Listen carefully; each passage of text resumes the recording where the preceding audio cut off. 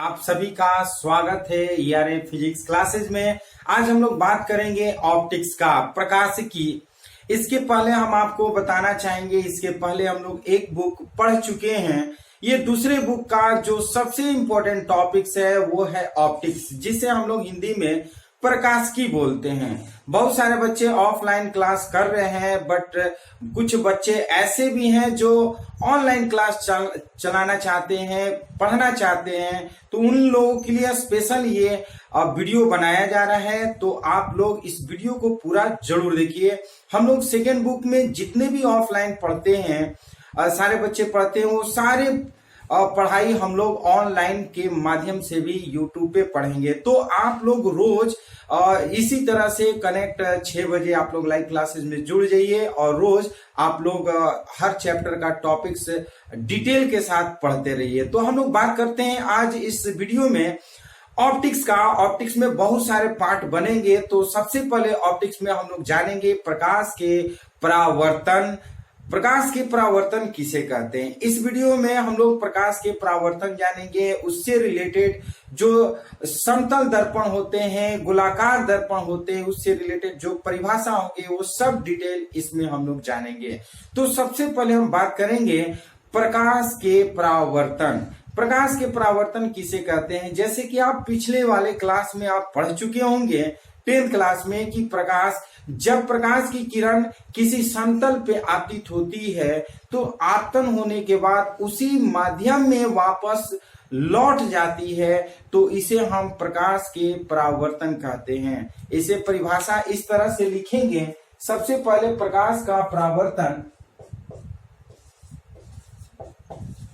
प्रकाश का परावर्तन जिसे हम लोग इंग्लिश में बोलते हैं reflection of light. Reflection of light. प्रकाश के परावर्तन को इंग्लिश में क्या बोलेंगे, रिफ्लेक्शन ऑफ लाइट। अगर इसको परिभाषित करना होगा तो कहेंगे जब कोई प्रकाश किरण, जब कोई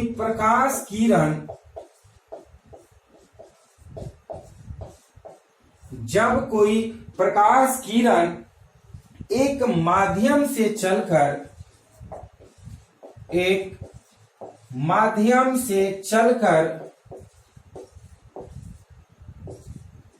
जब कोई प्रकाश किरण एक माध्यम से चलकर एक तल पर आपतित होती है, एक तल पर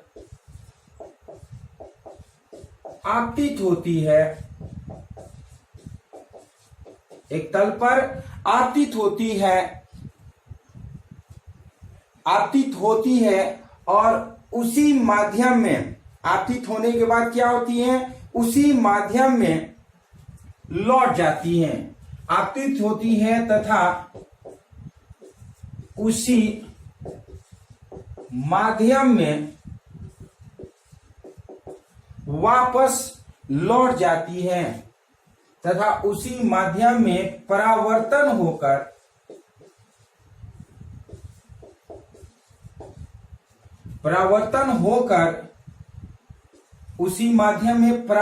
होकर वापस लौट जाती है। उसी माध्यम में परावर्तन होकर वापस लौट जाती है। तो प्रकाश संबंधी यह घटना, प्रकाश संबंधी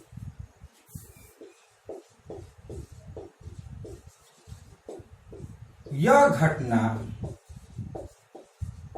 क्या कहलाती है, प्रकाश का परावर्तन कहलाता है। क्या कहलाता है, यह घटना प्रकाश का परावर्तन कहलाता है।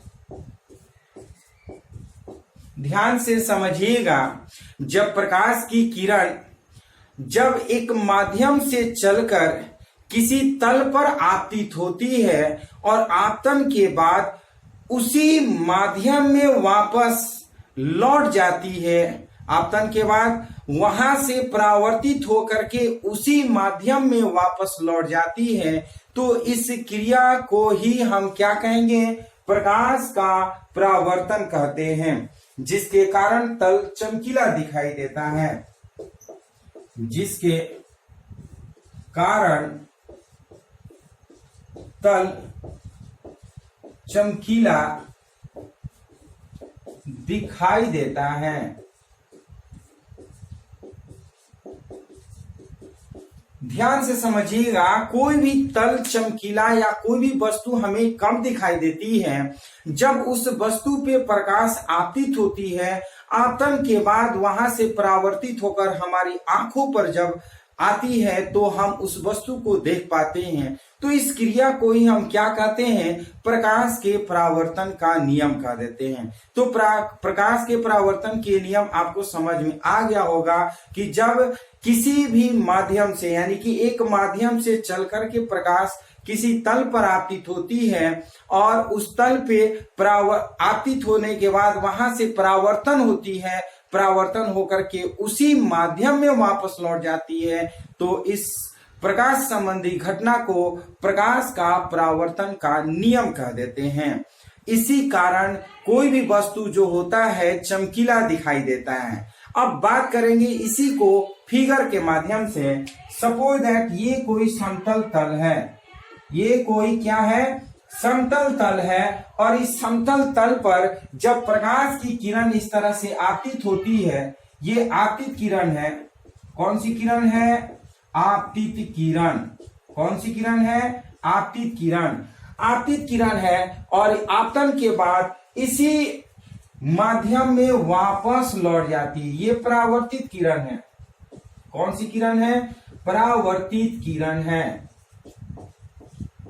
ये परावर्तित किरण है। और जब इस पे एक अभिलंब हम इस तरह से डालते हैं तो ये एन अभिलंब हो गया, और ओ जो है ये आपतन बिंदु है। ओ कौन सा बिंदु है, आपतन बिंदु है। और इस तरह से ये जो कोण बनता है ये आपतन कोण कहलाता है। कौन सा कोण कहलाता है, आपतन कोण कहते हैं। एंगल आई को आपतन कोण और एंगल आर को हम बोलते हैं परावर्तन कोण। कौन सा बोलेंगे कोण, परावर्तन कोण। तो इस तरह से ये आई आपतन कोण है और आर जो है परावर्तन कोण है। तो एक बार समझिए कि जब प्रकाश की किरण किसी तल पर आपतित होती है, एक माध्यम से किसी तल पर आपतित होती है, इस तल पर से जब परावर्तित होकर के उसी माध्यम में वापस लौट जाती है, तो इस प्रकाश संबंधी घटना को ही हम क्या कहते हैं, प्रकाश के परावर्तन के नियम कहते हैं।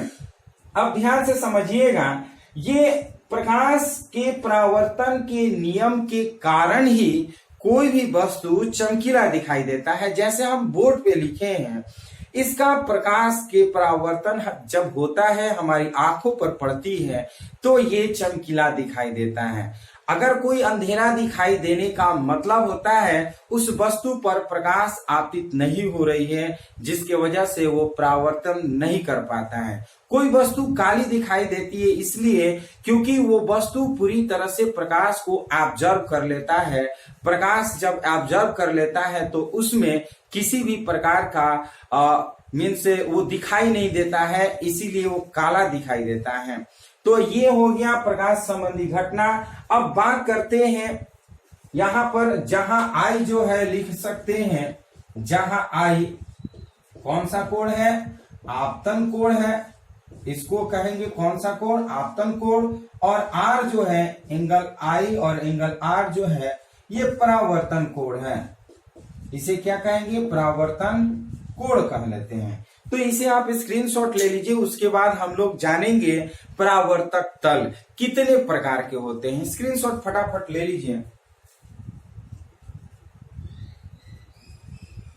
चलिए स्क्रीनशॉट ले चुके होंगे, तो अब हम लोग जानेंगे परावर्तक तल। परावर्तक तल कितने प्रकार के होते हैं आप लोग पढ़े होंगे, तो क्या जवाब दीजिएगा। फटाफट आप लोग कमेंट बॉक्स में जवाब दीजिए कि परावर्तक तल कितने प्रकार के होते हैं। कमेंट बॉक्स में बताइए कि परावर्तक तल कितने प्रकार के होते हैं।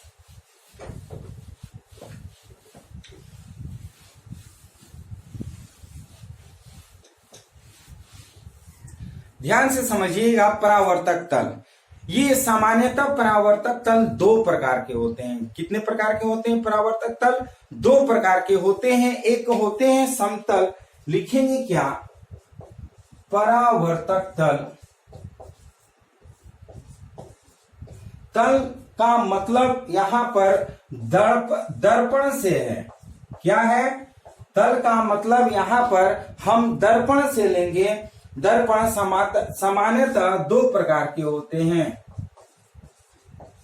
कितने प्रकार के होते हैं?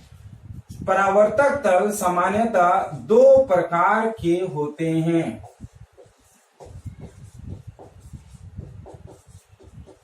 तल कितने प्रकार के होते हैं? दो प्रकार के होते हैं। एक समतल तल और दूसरा जो होता है गोलीय तल। तो हम लिखेंगे समतल तल फर्स्ट में। समतल तल, जिसको इंग्लिश में बोल सकते हैं प्लेन मिरर। Plane mirror. और दूसरा जो है ये गोलाकार दर्पण। गोलाकार दर्पण जिसे हम स्फेरिकल मिरर बोलते हैं। कौन सा मिरर बोलते हैं? स्फेरिकल, गोलाकार दर्पण को हम लोग स्फेरिकल मिरर बोलते हैं। तो इस तरह से दर्पण जो होते हैं दो प्रकार के होते हैं। ये कौन कौन होते हैं? समतल दर्पण और दूसरा होता है गोलाकार दर्पण। समतल दर्पण के बारे में जानेंगे कि समतल दर्पण किसे कहते हैं। उसके बाद गोलाकार दर्पण के बारे में जानेंगे। गोलाकार दर्पण दो भागों में बांटा गया है, एक उत्तल दर्पण, एक अवतल दर्पण। तो इसको बताने से पहले हम लोग जानेंगे समतल दर्पण किसे कहते हैं। समतल दर्पण जनरली आप जानते हैं कि जब प्रकाश की किरणें किसी समतल दर्पण पे आपतित होती है तो उस पे प्रतिबिंब जो बनता है वो दर्पण के ठीक उतना ही पीछे बनता है जितने दर्पण के सामने वस्तु होती है। सपोज दैट अगर कोई समतल दर्पण के सामने अगर हम 1 मीटर की दूरी पर खड़े हैं तो हमारा प्रतिबिंब दर्पण से ठीक 1 मीटर की दूरी पर ही बनता है। ये आप लोग देखे हैं, अक्सर हम लोग सुबह सुबह जब उठते हैं तो सबसे पहले अपना चेहरा हम समतल दर्पण में देखते हैं। हम लोग देखते हैं क्या है कि जितना दूरी पर हम लोग समतल दर्पण के सामने खड़े होते हैं ठीक उतना ही दूरी पर समतल दर्पण के पीछे हमारा प्रतिबिंब बनता है। ये प्रतिबिंब कैसे बनता है? आभासी बनता है। कैसा बनता है? आभासी बनता है और सीधा बनता है। तो इस तरह से ये समतल दर्पण था। समतल दर्पण जनरली 12th में उतना ध्यान नहीं देना है। हम लोग को मेन क्या पढ़ना है? गोलाकार दर्पण। तो एक बार फिर से हम आपको बताना चाहते हैं कि समतल दर्पण किसे कहेंगे। जब समतल दर्पण की बात करेंगे तो समतल दर्पण वैसा दर्पण है जो कोई भी वस्तु समतल दर्पण के सामने रखी जाती है तो उसका प्रतिबिंब दर्पण के ठीक उतना ही पीछे बनता है जितना वस्तु दर्पण के सामने रहता है। सपोज दैट अगर वस्तु दर्पण से 1 मीटर सामने रखी जाती है तो उस वस्तु का प्रतिबिंब दर्पण से 1 मीटर पीछे बनता है। तो और वस्तु का प्रतिबिंब जो होता है आभासी और सीधा बनता है। तो इस तरह से समतल दर्पण हुआ है और समतल दर्पण के बारे में आगे स्पेशल जानेंगे और इसके बारे में भी जानेंगे कि गोलाकार दर्पण किसे कहते हैं और ये कितने प्रकार के होते हैं। सबसे पहले हम लोग जाने हैं, अभी पढ़े हैं कि प्रकाश के परावर्तन किसे कहते हैं। अब इसके बारे में बताएंगे प्रकाश के परावर्तन के नियम किसे कहते हैं। प्रकाश के परावर्तन के कितने नियम होते हैं। तो सबसे पहले हम बात करेंगे प्रकाश के परावर्तन के नियम। प्रकाश के परावर्तन के नियम। प्रकाश के परावर्तन के नियम, laws of reflection of light. क्या कहेंगे? Laws of reflection of light. Laws of reflection of light प्रकाश के परावर्तन के नियम।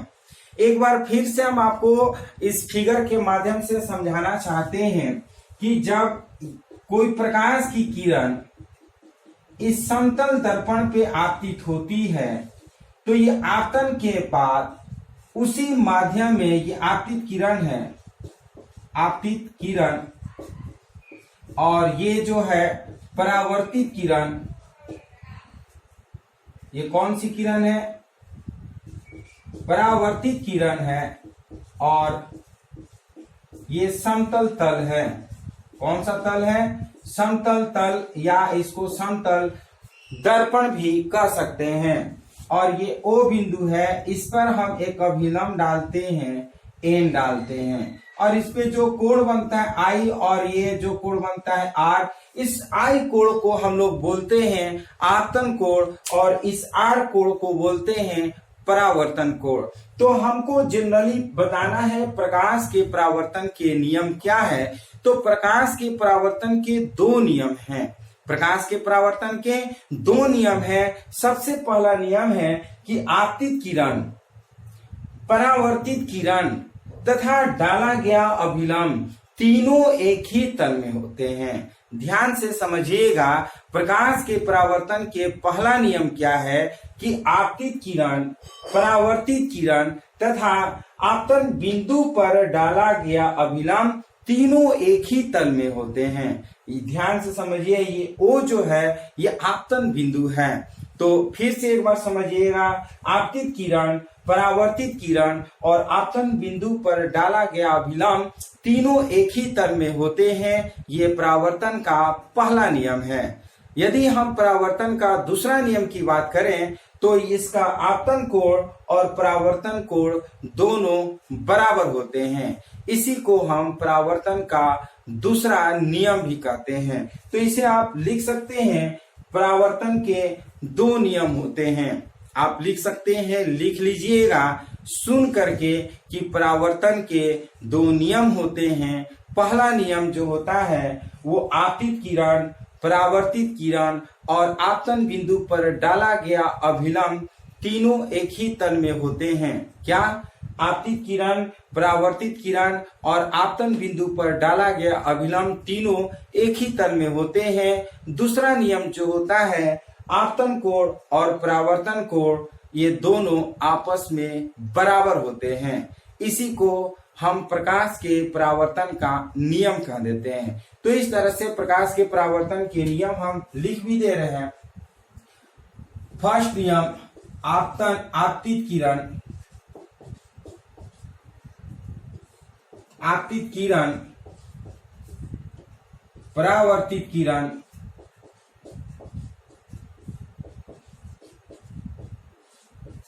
परावर्तित किरण तथा आपतन बिंदु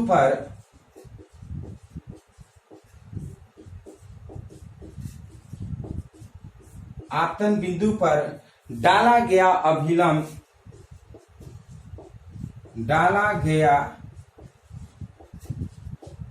अभिलंब, तीनों एक ही तल में होते हैं।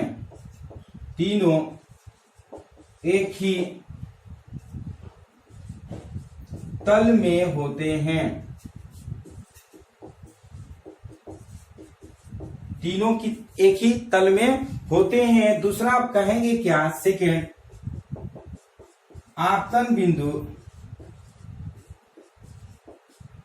आप लिखेंगे आपतित किरण, आपतित, सेकेंड में लिखेंगे आपतन कोण तथा परावर्तन कोण सदैव क्या होते हैं? सदैव बराबर होते हैं। याद रखिएगा, आपतन कोण और परावर्तन कोण सदैव बराबर होते हैं। अर्थात में लिख सकते हैं angle I is equal to angle R। Angle I is equal to angle R। करेंगे प्रतिबिंब की। इसके पहले आप लोग पढ़ चुके हैं कि प्रकाश के परावर्तन के नियम किसे कहते हैं। समतल दर्पण कितने प्रकार के होते हैं, परावर्तक तल कितने प्रकार के होते हैं, और परावर्तन के प्रकाश के परावर्तन के नियम हम लोग पढ़ चुके हैं। अब हम लोग बात करेंगे प्रतिबिंब। प्रतिबिंब कैसा होता है, आप लोग जनरली पढ़ चुके होंगे कि प्रतिबिंब वास्तविक भी होता है और आभासी भी होता है। और ये प्रतिबिंब कैसे बनता है हम इसकी चर्चा करेंगे। तो हम बात करते हैं प्रतिबिंब। प्रतिबिंब किसे कहते हैं, जब किसी वस्तु को किसी दर्पण के सामने रखते हैं, जब किसी वस्तु को दर्पण के सामने रखते हैं और उस वस्तु की आकृति दर्पण में बनती है, तो उस आकृति को ही हम प्रतिबिंब कहते हैं। ध्यान से समझिएगा, प्रतिबिंब किसे कहते हैं, जब किसी वस्तु को अगर दर्पण के सामने रखते हैं तो उस दर्पण में जब वस्तु का कोई आकृति बन जाती है तो उस आकृति को ही हम क्या कहते हैं, प्रतिबिंब कहते हैं। जैसे हम लोग सुबह उठते हैं और दर्पण के सामने खड़े होकर के अपना चेहरा देखते हैं तो हमारी उसमें एक प्रतिबिंब बनती है।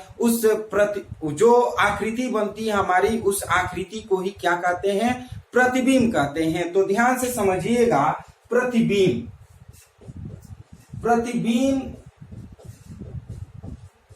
को इंग्लिश में हम लोग इमेज बोलते हैं। प्रतिबिंब को हम लोग इंग्लिश में क्या कहेंगे, इमेज। अब इसकी परिभाषा की बात करें तो लिखेंगे क्या, जब हम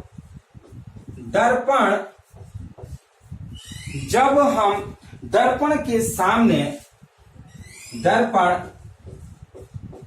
सामने किसी वस्तु को रखते हैं, किसी वस्तु को रखते हैं तो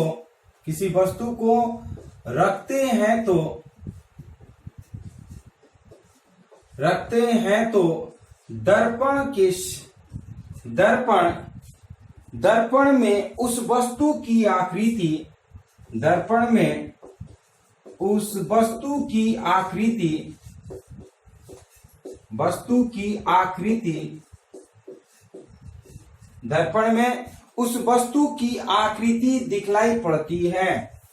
दर्पण में उस वस्तु की क्या दिखाई पड़ती है, उस वस्तु की आकृति दिखलाई पड़ती है।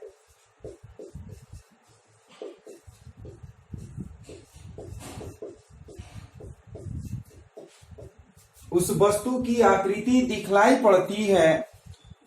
इस आकृति को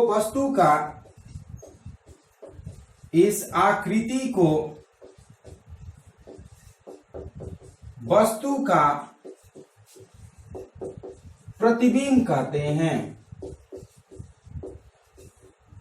क्या कहेंगे, प्रतिबिंब। इस वस्तु का हम क्या कहेंगे, प्रतिबिंब कहते हैं। याद रखिएगा, प्रतिबिंब कहते हैं। तो प्रतिबिंब किसे कहेंगे, जब किसी वस्तु को किसी दर्पण के सामने रखते हैं तो जो उस दर्पण में वस्तु की आकृति बनती है, उस आकृति को ही हम क्या कहेंगे, प्रतिबिंब कहते हैं। प्रतिबिंब दो प्रकार के होते हैं। याद रखिएगा, प्रतिबिंब कितने प्रकार के होते हैं, दो प्रकार के होते हैं। एक होता है वास्तविक प्रतिबिंब, दूसरा होता है आभासी प्रतिबिंब। वास्तविक प्रतिबिंब और आभासी प्रतिबिंब में अंतर क्या है, इसके बारे में जानेंगे। तो सबसे पहले आप जानिए कि प्रतिबिंब जो होता है, प्रतिबिंब कितने प्रकार के होते हैं। प्रतिबिंब दो प्रकार के होते हैं। दो प्रकार के होते हैं। फर्स्ट में कहेंगे वास्तविक प्रतिबिंब।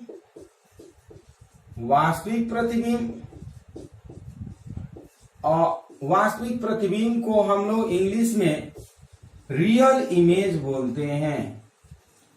वास्तविक प्रतिबिंब को क्या बोलेंगे, रियल इमेज। और दूसरा है आभासी प्रतिबिंब। क्या दूसरा है, आभासी प्रतिबिंब।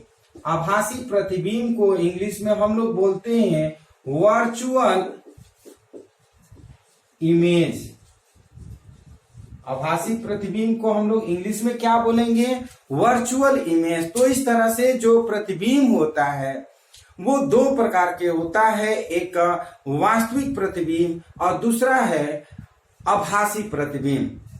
अब बात करेंगे कि वास्तविक प्रतिबिंब किसे कहेंगे और आभासी प्रतिबिंब का किसे कहेंगे, और फिर उसके बाद हम आपको बताएंगे कि दोनों में अंतर क्या है, कहां पे हम वास्तविक प्रतिबिंब प्राप्त कर सकते हैं और कहां पर हम आभासी प्रतिबिंब कर सकते हैं। इसलिए इसे आप जानने के लिए पूरा इस वीडियो को जरूर देखिए। तो हम लोग बात करते हैं सबसे पहले वास्तविक प्रतिबिंब की।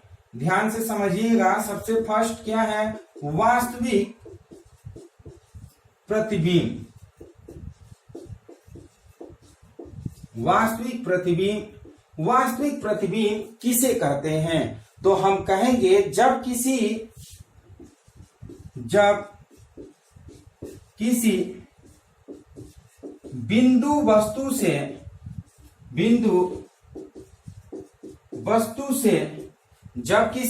बिंदु वस्तु से चलने वाली प्रकाश किरण ने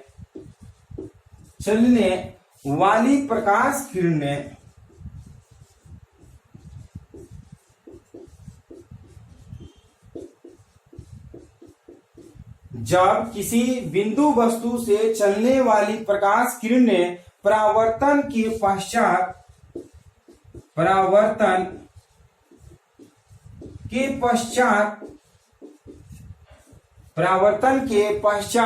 किसी बिंदु पर वास्तव में, यहाँ पे वास्तव वर्ड है, ध्यान से समझिएगा, जब किसी बिंदु वस्तु से चलने वाली प्रकाश किरणें परावर्तन के पश्चात किसी बिंदु पर वास्तव में, परावर्तन के बाद वास्तव में मिलती है तो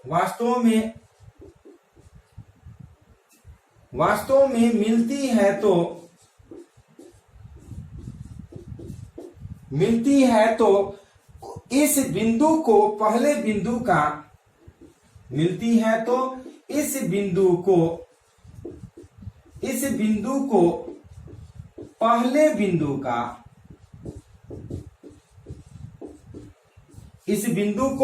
पहले बिंदु का वास्तविक प्रतिबिंब कहते हैं। पहले बिंदु का वास्तविक प्रतिबिंब कहते हैं।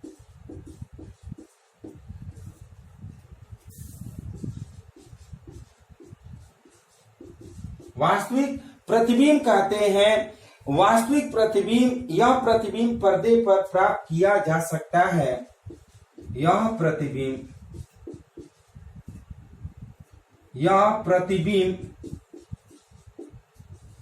पर्दे पर प्राप्त किया जा सकता है।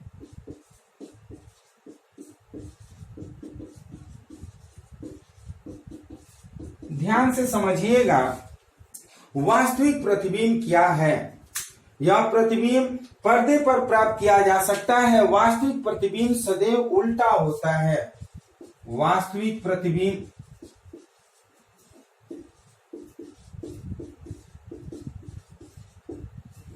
सदैव उल्टा होता है। उल्टा होता है, याद रखिएगा। जब भी हम वास्तविक प्रतिबिंब की चर्चा करेंगे तो याद रखिएगा, वास्तविक प्रतिबिंब हमेशा उल्टा बनता है। तो बात करते हैं इसकी परिभाषा की, वास्तविक प्रतिबिंब किसे कहते हैं। तो ध्यान से समझिएगा, जब किसी बिंदु वस्तु से चलने वाली प्रकाश किरणें परावर्तन के पश्चात किसी बिंदु पर वास्तव में मिलती है तो उस बिंदु को पहले बिंदु का वास्तविक प्रतिबिंब कहते हैं। वास्तविक प्रतिबिंब को हम पर्दे पर प्राप्त कर सकते हैं। वास्तविक प्रतिबिंब हमेशा उल्टा बनता है। यहाँ पर्दा है, पर्दे का तात्पर्य है जैसे हम आपको पढ़ा रहे हैं YouTube पर, तो ये हमारा प्रतिबिंब आप देख रहे हैं, इस प्रतिबिंब को हम वास्तविक प्रतिबिंब कहते हैं। इसे हम पर्दे पर प्राप्त किए, मीन्स इसको वीडियो बना करके हम कभी भी कहीं भी देख सकते हैं। ऐसे प्रतिबिंब को हम वास्तविक प्रतिबिंब कहते हैं। या फिर आप जब फोटो खींचते हैं, उस फोटो को आप बार बार कहीं भी कितने बार भी देख सकते हैं, तो वैसे प्रतिबिंब वास्तविक प्रतिबिंब होता है। तो ये वास्तविक प्रतिबिंब आपको समझ में आ चुका होगा, एक बार फिर से समझिएगा। वास्तविक प्रतिबिंब किसे कहते हैं? जब किसी बिंदु वस्तु से चलने वाली प्रकाश किरणें परावर्तन के पश्चात जिस बिंदु पर मिलती है तो उस बिंदु को पहले बिंदु का वास्तविक प्रतिबिंब कहते हैं। वास्तविक प्रतिबिंब को हम पर्दे पर प्राप्त कर सकते हैं। वास्तविक प्रतिबिंब हमेशा सदैव उल्टा बनता है, इसलिए हम इसे पर्दे पर, जिस तरह से हम आपको पढ़ा रहे हैं YouTube पर, ये जो प्रतिबिंब बन रहा है ये वास्तविक प्रतिबिंब है। या फिर जब आप सेल्फी खींचते हैं, फोटो आप लेते हैं, तो वो भी क्या होता है? तो वास्तविक प्रतिबिंब होता है। अब बात करते हैं आभासी प्रतिबिंब किसे कहते हैं। ठीक इसी तरह से हम परिभाषित कर सकते हैं आभासी प्रतिबिंब का। तो आभासी प्रतिबिंब को बताने से पहले इसे आप स्क्रीनशॉट ले लीजिए, उसके बाद हम आपको आभासी प्रतिबिंब बताएंगे।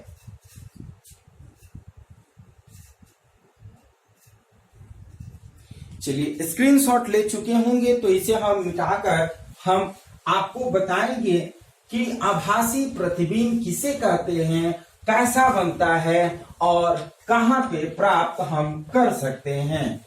तो आप जानते हैं आभासी प्रतिबिंब हम लोग रोज अपने चेहरे को आईने में देखते हैं, तो जो प्रतिबिंब बनता है वो आभासी प्रतिबिंब बनता है। और आभासी प्रतिबिंब हमेशा सीधा बनता है। तो इससे हम अगर परिभाषित करना हो तो लिखेंगे क्या?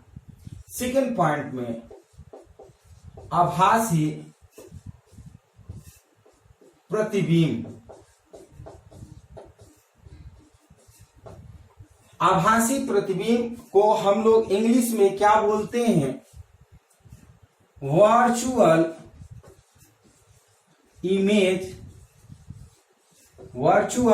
इमेज। इसको हम इसी तरह से परिभाषित करेंगे, जब किसी बिंदु वस्तु से जब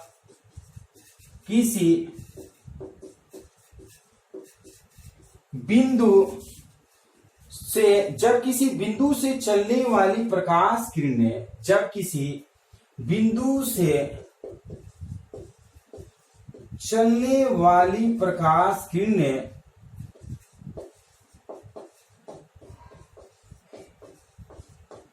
जब किसी बिंदु से चलने वाली प्रकाश किरणें परावर्तन के पश्चात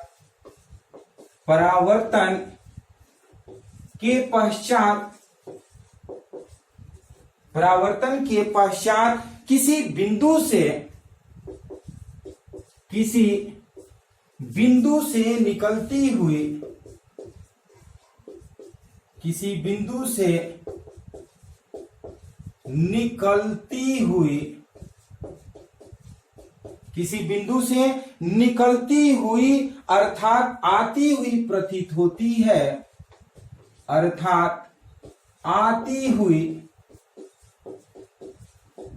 प्रतीत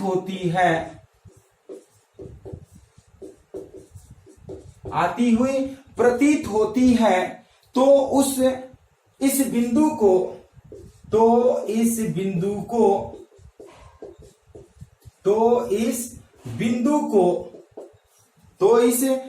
को पहले बिंदु का आभासी प्रतिबिंब कहते हैं।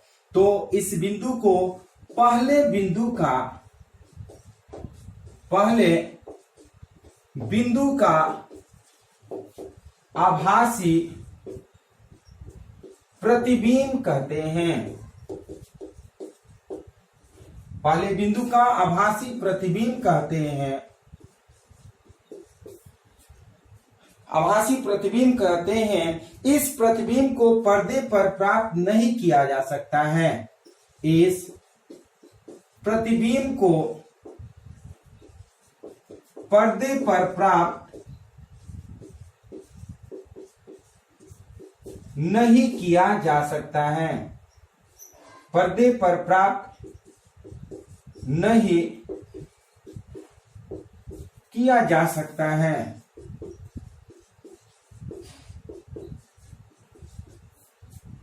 नहीं किया जा सकता है। आभासी प्रतिबिंब सदैव सीधे होते हैं। आभासी प्रतिबिंब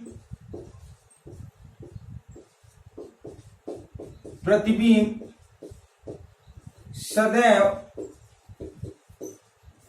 सीधे होते हैं।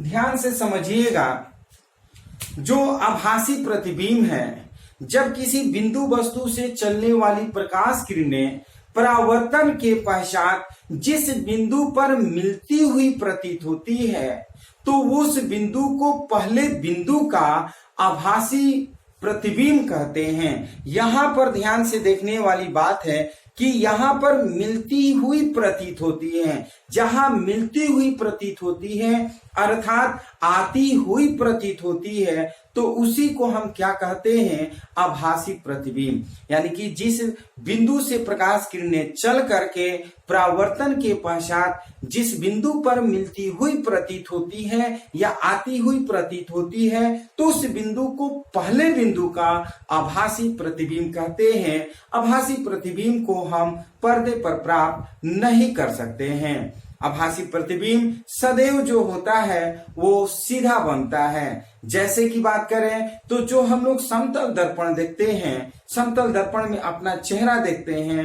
वो जो प्रतिबिंब बनता है वो प्रतिबिंब आभासी होता है और सीधा होता है। आभासी ही क्यों कहेंगे, वास्तविक क्यों नहीं कहेंगे? तो इसका मेन कारण है, तो हम जब तक आईने के सामने खड़े रहते हैं तभी तक हमारा प्रतिबिंब बना रहता है। ऐसे प्रतिबिंब को ही आभासी प्रतिबिंब कहेंगे।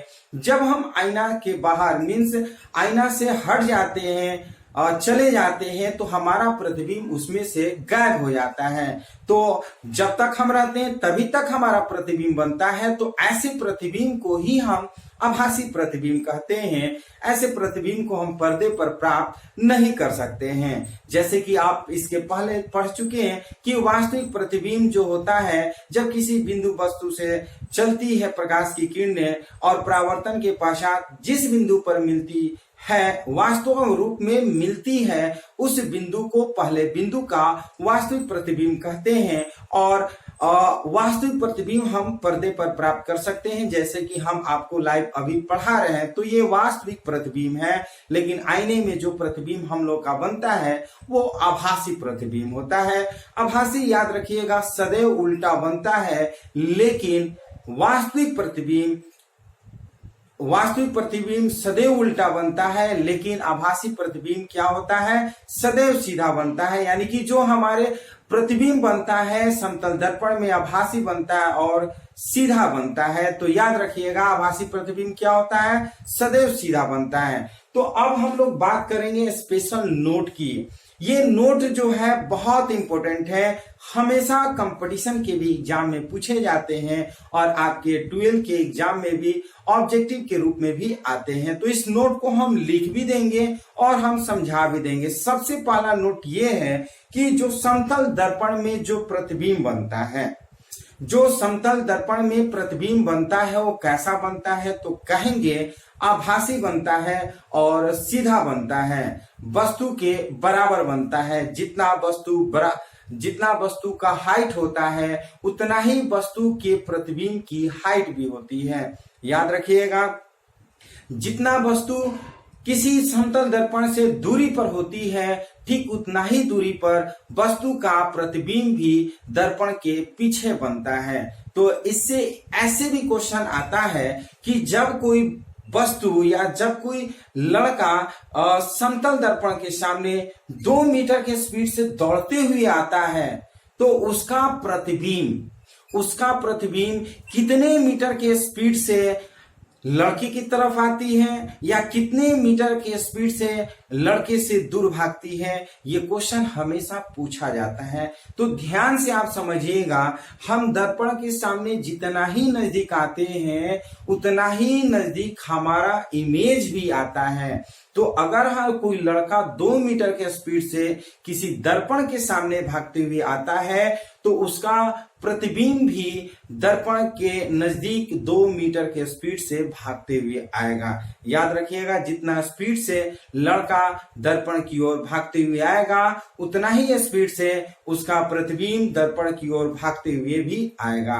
यदि कोई व्यक्ति दर्पण से दूर जाता है जितना स्पीड से, उतना ही स्पीड से उसका प्रतिबिंब भी दर्पण से पीछे की ओर दूर चले जाता है। ये आप ध्यान से समझिएगा।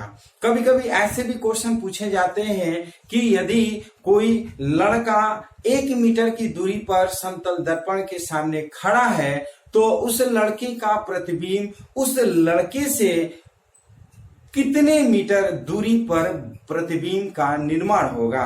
ध्यान से समझिएगा, जब कोई लड़का 1 मीटर की दूरी पर किसी समतल दर्पण के सामने खड़ा है तो उसका प्रतिबिंब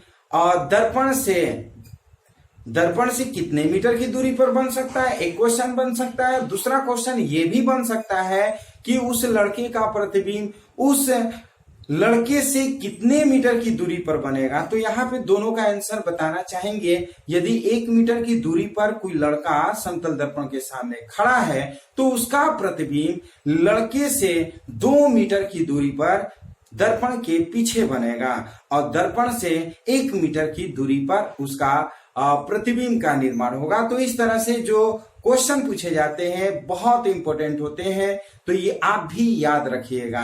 तो हम नोट लिखने जा रहे हैं, इस नोट को आप जरूर याद लिखने जा रहे हैं। नोट को आप लोग इसे याद करिएगा, लिख करके, पढ़ करके, देख करके जरूर याद रखे रहिएगा, हमेशा एग्जाम में पूछे जाता है। तो नोट नंबर फर्स्ट की बात करते हैं।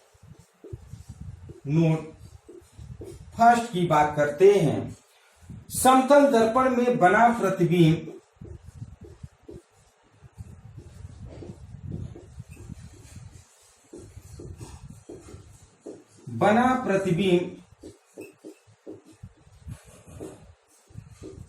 सदैव समतल दर्पण में बना प्रतिबिंब सदैव आभासी होता है।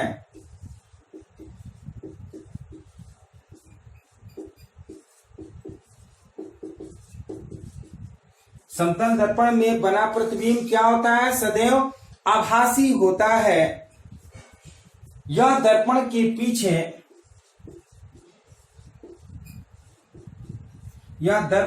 पीछे ठीक उतनी ही दूरी पर बनता है, उतनी ही दूरी पर बनता है जितनी दूरी पर दर्पण के सामने जितनी दूरी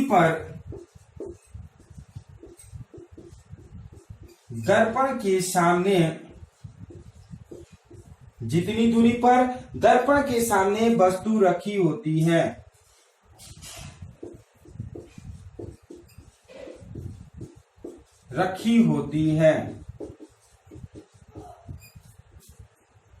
यह आकार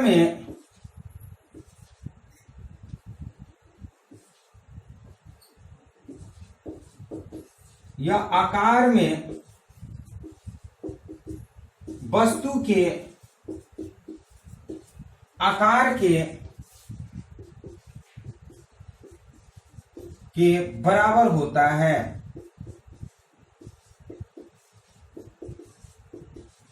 याद रखिएगा, जो प्रतिबिंब का निर्माण होता है समतल दर्पण में प्रतिबिंब हमेशा आभासी बनता है, सीधा बनता है और दर्पण से जितनी दूरी पर किसी वस्तु को रखते हैं उतनी ही दूरी पर दर्पण के पीछे उसका प्रतिबिंब बनता है और वस्तु के आकार के बराबर बनता है। याद रखिएगा, अगर 1 मीटर ऊंची कोई वस्तु है तो उसका प्रतिबिंब भी दर्पण के पीछे 1 मीटर ऊंचाई पर ही बनेगा। अब हम इसके सेकेंड नोट की बात करते हैं। सेकेंड नोट में आप ध्यान से समझिएगा कि जब कोई प्रकाश किरण जब कोई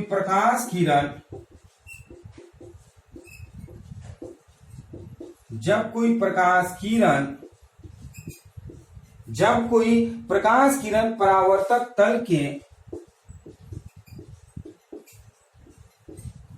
परावर्तक तल मतलब हम कह सकते हैं दर्पण। क्या? दर्पण में किसी बिंदु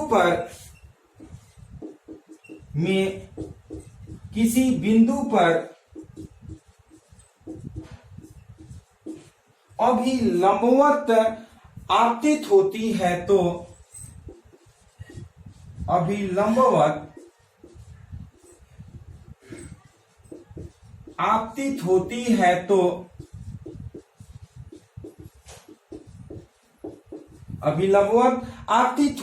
तो परावर्तन के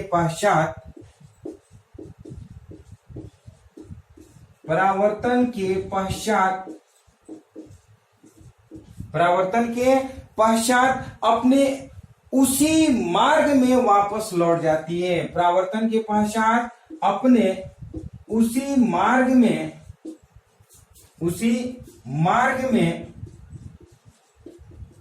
वापस लौट जाती है। अपने उसी मार्ग में वापस लौट जाती है जिस मार्ग से वो आई थी। जिस मार्ग से वह आई थी। ध्यान से समझिएगा, जब भी कोई प्रकाश की किरण यदि अभिलंबवत किसी समतल दर्पण पे आपतित होती है तो जिस मार्ग से आती है उसी मार्ग में वापस लौट जाती है। अर्थात उस स्थिति में आपतन कोण और परावर्तन कोण दोनों जो होता है बराबर हो जाता है और वहां पर हम कह सकते हैं दोनों का मान जो होगा वो कितने डिग्री होगा तो 0 हो जाएगा। मतलब कोई एंगल ही नहीं फॉर्म करेगा, जिस रास्ते से आया उसी रास्ते से वापस रिटर्न हो जाता है। तो ये दोनों नोट जो है बहुत इंपॉर्टेंट होता है, ये आप स्क्रीनशॉट ले लीजिए। उसके बाद हम लोग बात करेंगे गोलीय दर्पण की। गोलीय दर्पण किसे कहते हैं, इसे आप स्क्रीनशॉट ले लीजिए।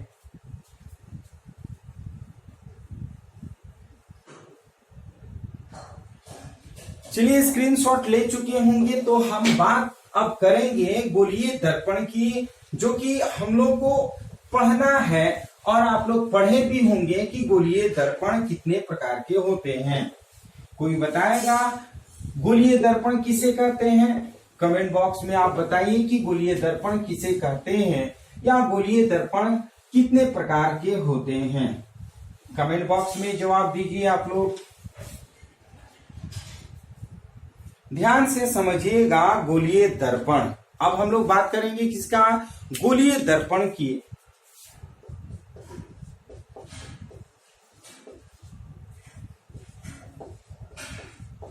गोलीय दर्पण जिसे हम स्फेरिकल मिरर के नाम से जानते हैं। स्फेरिकल मिरर गोलीय दर्पण। पहले आप देख लीजिए, यदि किसी खोखले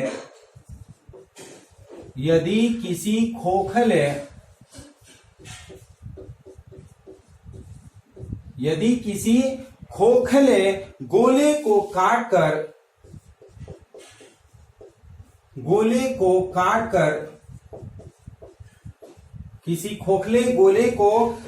कर उसके किसी भाग के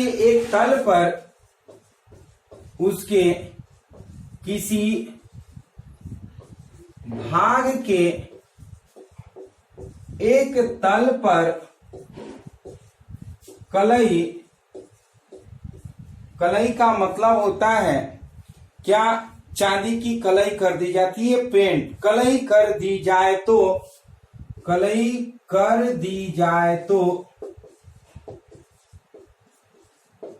कलई कर दी जाए तो इसका दूसरी ओर का तल,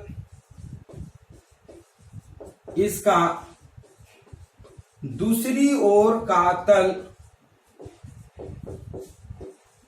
इसका दूसरी ओर का तल परावर्तक तल बन जाता है। परावर्तक तल बन जाता है, परावर्तक तल बन जाता है, परावर्तक तल बन जाता है। ये निम्नलिखित, जिसे हम कहेंगे क्या, ऐसे दर्पण को गोलीय दर्पण कहते हैं। क्या कहेंगे? परावर्तक तल बन जाता है ऐसे दर्पण को, ऐसे दर्पण को गोलीय दर्पण कहते हैं। गोलीय दर्पण की बात कर रहे हैं। गोलीय दर्पण किसे कहेंगे? गोलीय दर्पण क्या है? कोई खोखले गोले का भाग होता है। ध्यान से समझिएगा, ये कोई खोखला गोला है। क्या है? ये कोई खोखला गोला है और इस खोखले गोले को जब हम दो भागों में इस तरह से बांट देते हैं, क्या करते हैं? इसे दो भागों में बांट देते हैं और बांटने के बाद किसी एक भाग को कलई कर देते हैं। सपोज दैट इसको हम अंदर के भाग को कलई कर देते हैं और इसके बाहर के भाग को कलई कर देते हैं। तो जब इसके अंदर के भाग को कलई करते हैं तो इसके बाहर के भाग परावर्तक तल बन जाता है और जब इसके बाहर के भाग को कलई करते हैं तो इसके अंदर के परावर्तक तल बन जाता है। ऐसे खोखले गोले के भाग को ही हम गोलीय दर्पण कह देते हैं। किसे हम कहेंगे? गोलीय दर्पण एक ऐसा खोखला गोला जिसके हम दो भाग करते हैं और किसी एक भाग को कलई करते हैं। कलई का मतलब चांदी का पेंट कर देते हैं, रंग कर देते हैं, तो इसके दूसरे भाग परावर्तक तल बन जाता है। जैसे हम इस खोखले गोले को दो भाग किए हैं, इसके अंदर वाले भाग को अगर हम कलई किए हैं तो इसके बाहर वाला भाग आप देख सकते हैं कि परावर्तक तल बन जाता है और जब हम इसके बाहर वाले भाग को कलई करेंगे तो इसके अंदर वाले भाग जो होते हैं परावर्तक तल बन जाते हैं। तो ऐसे दर्पण को ही हम क्या कहेंगे? गोलीय दर्पण कह देते हैं। तो इस प्रकार हम कहेंगे गोलीय दर्पण दो प्रकार के होते हैं। याद रखिएगा, गोलीय दर्पण, गोलीय दर्पण दो प्रकार के होते हैं। कौन कौन होते हैं? सबसे फर्स्ट की बात करते हैं अवतल दर्पण। अवतल दर्पण, कॉनकेव मिरर, और सेकेंड जो है उत्तल दर्पण, जो हम लोग इंग्लिश में बोलते हैं कॉन्वेक्स मिरर। ध्यान से समझिएगा। अब इस दर्पण को देखिएगा, जब हम अंदर के भाग को कलई करते हैं और इसके बाहरी भाग जब परावर्तक तल होता है तो ऐसे दर्पण को हम लोग उत्तल दर्पण कह देते हैं। क्या कहते हैं? उत्तल दर्पण। और जब ऐसे दर्पण हो जिसमें हम बाहरी भाग को कलई करते हैं और अंदर भाग जो होता है परावर्तक तल होता है, ऐसे भाग वाले दर्पण को हम अवतल दर्पण कह देते हैं। तो इस प्रकार से ये अवतल दर्पण हो गया। तो दर्पण कितने प्रकार के होता है? तो कहेंगे दर्पण दो प्रकार का होता है। एक अवतल दर्पण, दूसरा होता है उत्तल दर्पण। अवतल दर्पण में क्या होता है कि इसके बाहरी भाग को कलई करते हैं तो अंदर के भाग परावर्तक तल होता है, और उत्तल दर्पण में हम करते क्या हैं? गोलीय दर्पण के अंदर वाले भाग को कलई करते हैं और बाहर वाले भाग जो होता है परावर्तक तल होता है। तो ऐसे दर्पण को हम उत्तल दर्पण के नाम से जानते हैं। तो इसको हम क्या करते हैं? परिभाषित भी कर देते हैं। सबसे फर्स्ट लिख लेते हैं अवतल दर्पण। अवतल दर्पण क्या? अवतल दर्पण अवतल दर्पण को अगर परिभाषित करना होगा तो हम कहेंगे अवतल दर्पण एक खोखले गोले का भाग है। अवतल दर्पण एक खोखले गोले का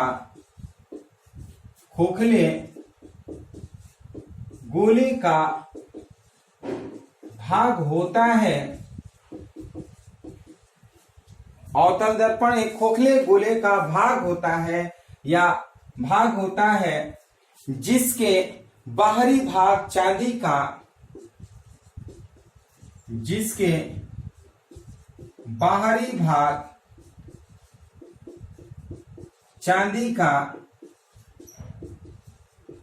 पॉलिश कर दिया जाता है। जिसके बाहरी भाग क्या किया जाता है, पॉलिश कर दिया जाता है तथा अंदर का भाग परावर्तक तल होता है तथा अंदर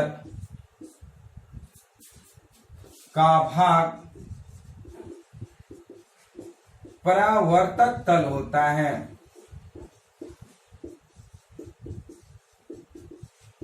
अंदर का भाग क्या होता है, परावर्तक तल होता है। ठीक उसी तरह से हम किसको परिभाषित कर सकते हैं, हम उत्तल दर्पण को भी परिभाषित करेंगे। तो परिभाषित करने से पहले इसे आप क्या करिए, स्क्रीनशॉट ले लीजिए। उसके बाद हम उत्तल दर्पण का भी हम परिभाषित करेंगे, लिखेंगे। तो इसको आप फटाफट स्क्रीनशॉट ले लीजिए।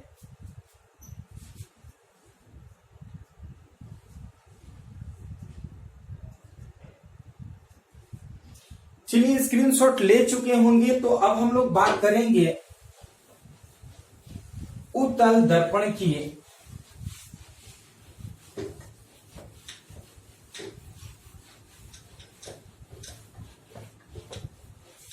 उत्तल दर्पण में हम क्या करते हैं, अंदर के भाग को कलई कर देते हैं और बाहर के भाग को परावर्तक तल छोड़ देते हैं। तो ये बन जाता है उत्तल दर्पण। उत्तल दर्पण की बात करते हैं सेकंड में।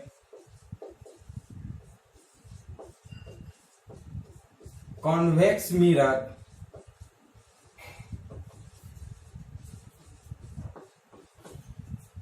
इसकी परिभाषित करना होगा तो उत्तल दर्पण एक खोखले गोले का भाग है। उत्तल दर्पण एक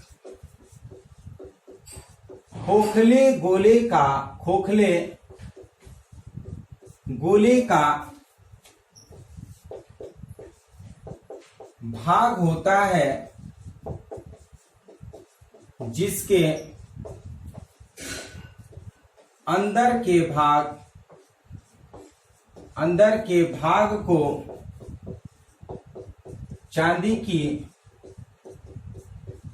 पॉलिश कर दी जाती है। चांदी की पॉलिश की जाती है तथा बाहरी भाग परावर्तक तल होता है।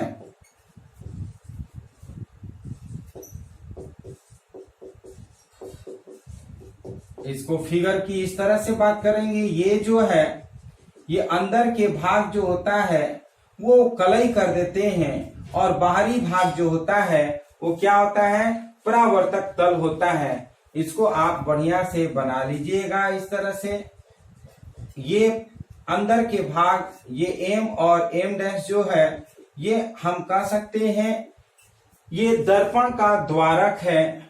और ये जो है उत्तल दर्पण है, इसके अंदर के भाग को हम चांदी की पॉलिश कर दिए हैं और बाहर के भाग जो होता है वो कलई कर दिए हैं। तो इस प्रकार ये जो दर्पण बना, इस दर्पण को हम लोग उत्तल दर्पण कह देते हैं। सबसे एक नोट आप याद रखिएगा, नोट में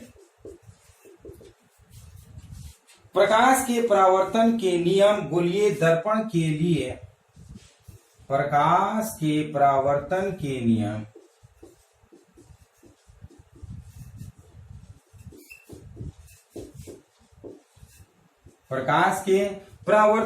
नियम प्रकाश के परावर्तन के नियम गोलीय दर्पण के लिए भी गोलीय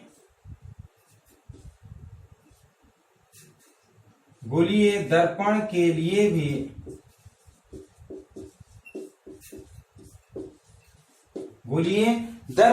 लिए भी वही है जो समतल दर्पण के लिए है, जो समतल दर्पण के लिए है। याद रखिएगा, हम लोग जो प्रकाश के परावर्तन का नियम हम लोग समतल दर्पण के लिए पढ़े हैं, वही नियम जो है गोलीय दर्पणों के लिए भी है, चाहे वो उत्तल दर्पण हो चाहे वो अवतल दर्पण हो। तो इस तरह से हम लोग आज पढ़ लिए प्रकाश के परावर्तन क्या है, प्रकाश के परावर्तन के नियम किसे कहते हैं, और दर्पण कितने प्रकार के होते हैं, कौन कौन दर्पण होते हैं, प्रतिबिंब क्या है, कितने प्रकार के प्रतिबिंब होते हैं, और प्रतिबिंब को कहाँ कैसे हम प्राप्त कर सकते हैं। ये सारे जितने भी नॉलेज था हम लोग इस वीडियो में पढ़े हैं। हम लोग नेक्स्ट वीडियो में प्रतिबिंब से मीन्स जो दर्पण है, दर्पण से रिलेटेड जो है उसके बारे में चर्चा करेंगे, और जो दर्पण का सूत्र है और जो फोकस और वक्रता का जो सूत्र है, संबंध है, वो हम लोग इसके नेक्स्ट वीडियो में बात करेंगे। तो उस वीडियो को भी आप लोग जरूर देखिएगा। तो इस तरह से ये वीडियो आपको कैसा लगा, यदि ये वीडियो पसंद है तो इस वीडियो को लाइक शेयर कमेंट जरूर करिए, और यदि आप इस वीडियो के लिए नए व्यूअर हैं तो इस चैनल को जरूर सब्सक्राइब करिए। तो फिर हम लोग इसी तरह से नए नए वीडियो में नए नए टॉपिक के साथ मिलते रहेंगे। तब तक के लिए धन्यवाद।